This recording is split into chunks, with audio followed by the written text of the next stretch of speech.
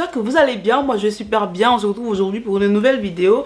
Je suis Ariana là pour les nouveaux et aujourd'hui on va parler du projet d'études et du projet professionnel. Comment établir son projet d'études, comment établir son projet professionnel. Je pars du principe que toutes les personnes qui sont intéressées par Campus France ont toutes un projet d'études et un projet professionnel.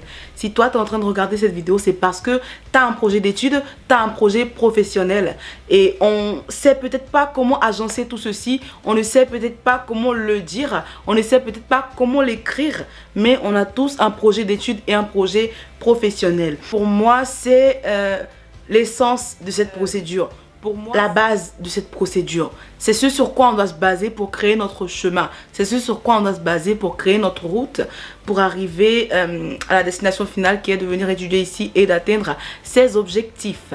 Pour moi, l'un ne part pas sans l'autre et il est important pour vous de savoir comment établir vos projets d'études et vos projets professionnels pour éviter certaines erreurs, pour éviter de regretter plus tard. Je vais vous dire très explicitement comment vous pouvez écrire à votre projet d'études et votre projet professionnel parce qu'il y a des refus qui arrivent et qui ont pour motif ces éléments. Également, il y a des personnes qui abandonnent les études, il y a des personnes qui n'atteignent pas leurs objectifs. Donc, on va essayer d'éviter tout cela. Les deux sont indissociables, si je peux le dire ainsi. Je pense que c'est le vrai mot français. Voilà, l'un ne part pas sans l'autre. L'un dépend de l'autre. Le projet d'études, c'est le chemin par lequel on va atteindre le projet professionnel. J'ai vu des personnes qui ont écrit des choses qui étaient incomplètes. Donc, je m'attelais à vous expliquer comment vous allez pouvoir faire des projets qui sont on ne peut plus cohérents et on ne peut plus réalistes. Comment établir un projet d'études et un projet professionnel? Tout d'abord, il faut savoir son projet professionnel et l'écrire. Il faut l'écrire sur une page, sur un papier, où c'est que vous voulez. Voilà. Après avoir écrit votre projet professionnel, c'est-à-dire dans projet professionnel, vous avez professionnel, c'est-à-dire la profession que vous voulez exercer. Donc, en gros, c'est la profession que vous voulez exercer.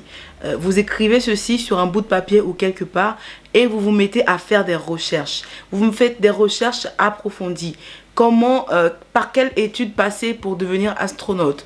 Comment devenir pilote? Comment devenir hôtesse de l'air? Comment devenir chef cuisinier? Vous voyez?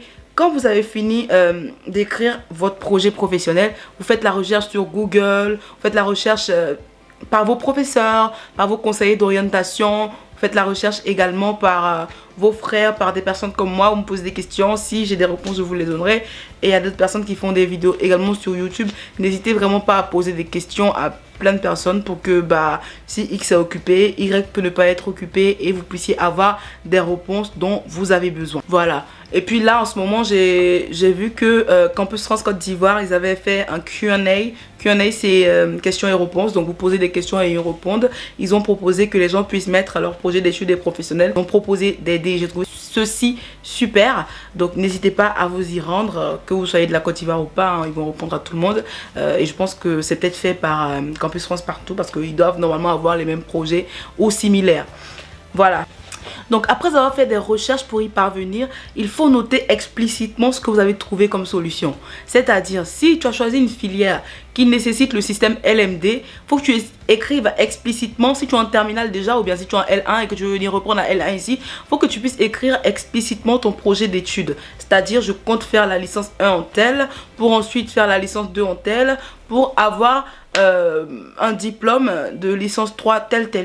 Ça c'est quelque chose de très basique. Ou bien vous pouvez tout simplement aller court et dire je souhaite faire 3 années d'études de licence, puis entamer un master en biologie, ensuite commencer à me mettre sur le marché de l'emploi. Tu vois, ça aussi c'est basique, c'est bien, c'est fluide. Je pense que c'est ce chemin là que moi j'ai utilisé parce que j'ai pas voulu écrire tout ça. Donc soyez explicite, que ce soit dans une école privée que vous voulez passer pour atteindre votre projet professionnel, que vous souhaitiez faire la licence, ensuite aller en école d'ingénieur, que vous souhaitiez faire une école d'ingé, après aller dans une licence professionnelle, n'hésitez pas. Si vous souhaitez faire une licence, après faire de l'alternance pour ensuite faire un doctorat ou bien pour ensuite faire un master 2 en plus, c'est possible. Plusieurs étudiants ont plusieurs masters.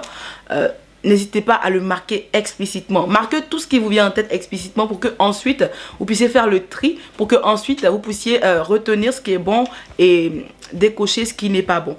Voilà.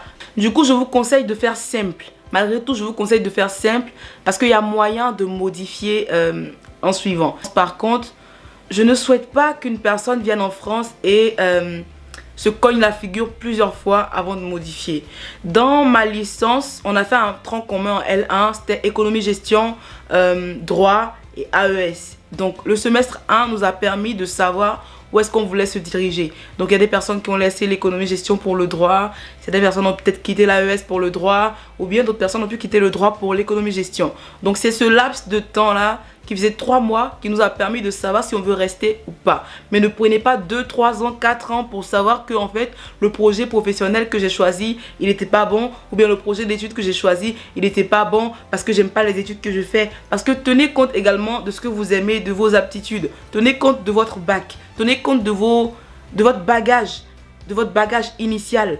Parce que tu veux être astronaute mais je sais pas moi, tu as fait un bac pro cuisine, ça peut pas coller, tu peux même pas être accepté pour ça, tu vois, parce qu'il y a des personnes qui ont fait des études hyper scientifiques vers qui on va se tourner de prime abord. Donc pour faire votre projet d'études et professionnel, il faut que vous puissiez tenir compte de vos études, de vos aptitudes, de vos acquis, de vos prérequis. C'est très important. Et puis pour ceux qui postulent peut-être en master ou bien en licence 3, vous avez déjà commencé des études, vous devez vous baser sur ça. Ou sinon reprendre depuis la L1, mais c'est un peu limite selon moi je trouve. Voilà, faut pas qu'on puisse se jeter sur un autre chemin dès la première difficulté. Après tout, c'est mon avis. Je vous dis des choses, vous faites ce que vous souhaitez, mais c'est un apport que j'ajoute, c'est une contribution, c'est pas des choses que je dis que vous devez faire directement. Aussi, je vais vous demander d'être malin dans le choix de votre projet d'études et projet professionnel, tout simplement parce que faut voir le futur. Faut voir le futur. Je parle à mes petits frères de terminale. Vous pouvez être dans une terminale littéraire et faire une filière un peu plus variée. Vous pouvez être dans une terminale scientifique et faire une filière un peu plus longue. C'est votre choix. Il y a une pléiade de filières. Et vous allez être sélectionné selon vos notes. Mais vous allez aussi sélectionner selon comment vous défendez votre projet. Selon comment vous avez de la passion pour ce que vous souhaitez faire. Donc ne vous limitez pas. N'allez pas forcément vers où la populace se rend. N'allez pas forcément vers où tout le monde va. Donc écoutez aussi. Écoutez-vous. Connaissez-vous. Je pense que c'est dit ainsi. Écoutez-vous et connaissez-vous. C'est délicat ce genre de... C'est délicat de choisir son projet d'études et son projet professionnel parce qu'il y a même des personnes qui sont en terminale ou bien au lycée qui ne savent toujours pas ce qu'elles veulent être. Mais posez des questions. Posez des questions et aucune question n'est bête. Franchement, aucune question n'est bête. Si vous avez des questions, n'hésitez pas à me les poser. Mon Instagram, c'est Mademoiselle Ariane.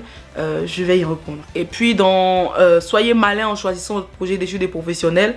Je veux dire que faut que vous puissiez vous nourrir de ce métier que vous choisissez. Choisissez un métier de futur. Choisissez un métier qui ne va pas mourir demain. Choisissez un métier qui pourra nourrir son homme en fait. Ne choisissez pas un truc...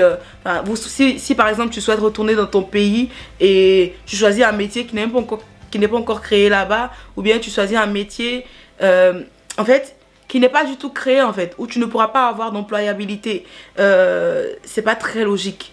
À moins que tu veuilles être entrepreneur et créer des choses toi-même, ce qui est très intéressant aussi. Il y a des personnes qui font des études pour être entrepreneur, mais soyez intelligent dans le choix de vos projets d'études et professionnels. Là, je vais vous donner des exemples de projets d'études. Par exemple, quelqu'un qui veut être docteur, son projet d'études et professionnels sera de faire des études de médecine, puis ensuite se spécialiser dans la pédiatrie par exemple, ou faire seulement de la médecine généraliste, ou bien être cardiologue. C'est une spécialisation. Donc, ça va se présenter comme suit. Faire des études de médecine, ensuite se spécialiser en tant que cardiologue pour plus tard devenir cardiologue à mon propre compte, ou bien pour plus tard bosser en tant que cardiologue en clinique, tu vois. Ça, c'est son projet professionnel. Pour quelqu'un qui veut être, par exemple... juge, il va d'abord faire des études de droit, une licence de droit, un master en droit des affaires par exemple, et puis aller au-delà. Je ne connais pas du tout les études de droit, où est-ce que ça débouche. Enfin, je ne connais pas du tout le procédé exact, mais c'est comme ça, c'est comme suit que doit se présenter votre projet d'études et votre projet professionnel. Voilà quelques exemples que j'ai donnés. Aussi, je voulais attirer votre attention sur le fait que certaines filières sont pluridisciplinaires et peuvent vous emmener vers plusieurs métiers différents. Donc la filière de sciences éco-gestion par exemple, il y a la science, il y a l'économie, il y a la gestion dedans. L'AES, administration économique et sociale, je sais que les personnes qui font AES, qui ont fait AES dans ma licence, il y en a qui sont allés vers la comptabilité, d'autres sont allés vers la banque, d'autres sont allés vers, je sais pas moi, pas mal d'horizons différents. Et quelqu'un qui a fait éco-gestion, quand bien même c'est économie-gestion, selon comment il s'oriente, il peut devenir journaliste, tu vois. Donc ne vous mettez pas des œillères, ne vous limitez pas. Aussi, soyez très réfléchis. Ne faites pas des filières qui sont complètement opposées et vouloir après changer, vous voyez, ça va vous mettre les bâtons dans les roues. Ça va vraiment vous mettre les bâtons dans les roues. J'espère que cette vidéo vous aura été utile. Si vous avez des questions, n'hésitez pas, posez-les moi. Et je vous dis à bientôt pour une prochaine vidéo.